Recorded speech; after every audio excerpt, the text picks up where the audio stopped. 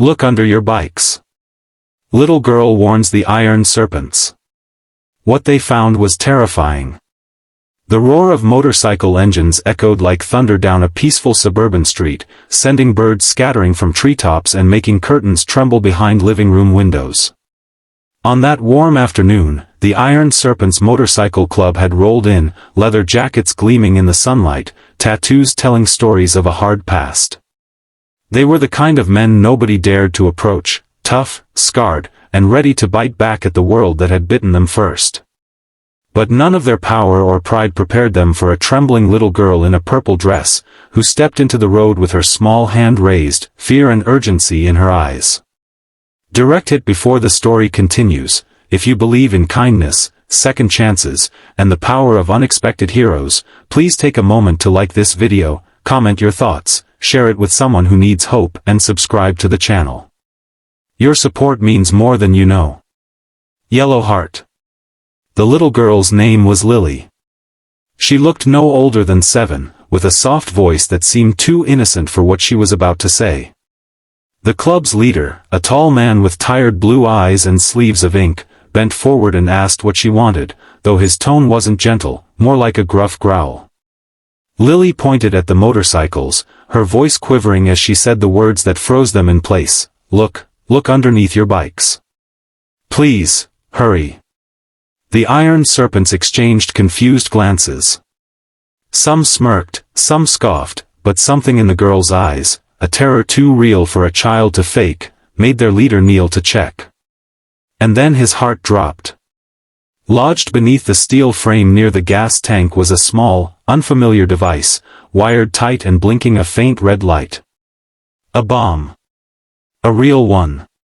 Not just under his bike, under every single one parked on that quiet street.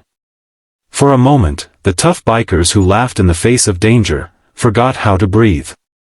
The leader, whom the club called Blaze, shouted for everyone to step back. Panic rippled through the group, men who had seen violence up close, now staring into the possibility of death. Blaze looked at Lily again, his voice rough but shaken, asking how she knew. Lily swallowed, hugging her little hands together to keep them from shaking.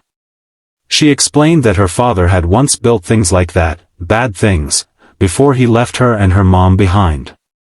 She had seen the same kind of device in their garage once, before her mother threw the man out. Today, she'd been playing on the sidewalk when she noticed a stranger crouching near the bikes. She hid behind a mailbox, afraid to be seen, and when the man disappeared, she saw the blinking lights. She ran forward, desperate to save these strangers because deep inside, she didn't want anyone to feel the kind of fear she had lived with for so long. The Iron Serpents called emergency services, their voices tense but grateful that they still had voices at all. Soon, the street was blocked off, police and bomb technicians swarming in. As experts carefully disarmed the deadly devices, the bikers sat together in uneasy silence, each one repeatedly glancing over at the tiny girl who saved their lives. Blaze approached her again, not with intimidation this time, but with a vulnerability he rarely allowed anyone to see. He thanked her, his voice thick, and Lily simply nodded, but Blaze noticed she kept looking over her shoulder at a brick house across the street.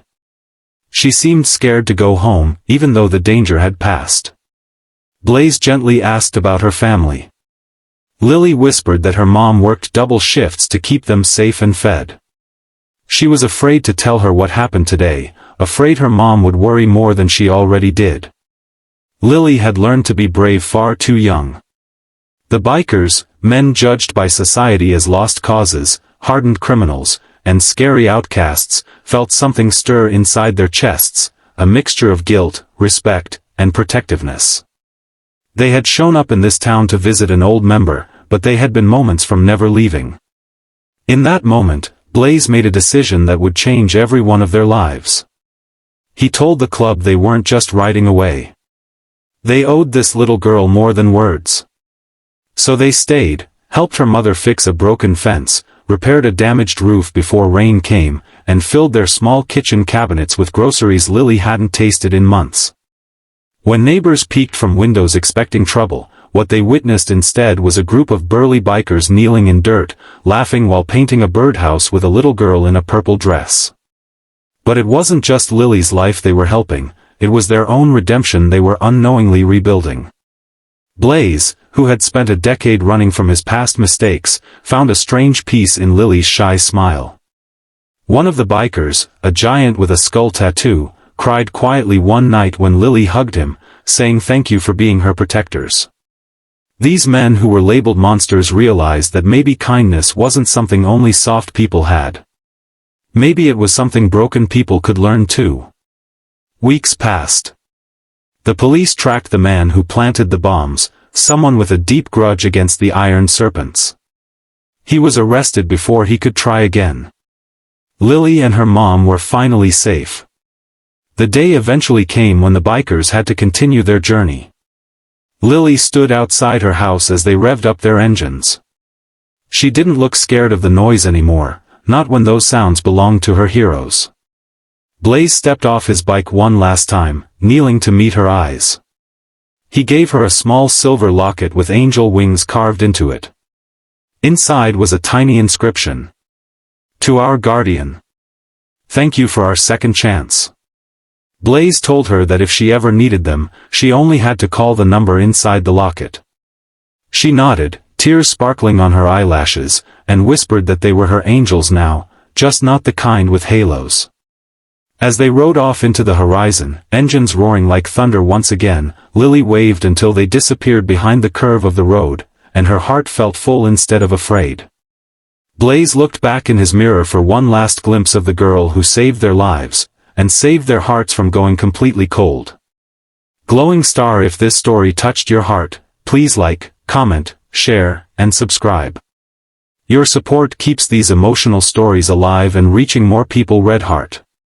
Pushpin special request, comment below. Kindness can save anyone, if you believe every person, no matter how tough their exterior, deserves a chance to change. And remember, heroes don't always wear capes. Sometimes, they wear tiny purple dresses, and point to a blinking light under a motorcycle.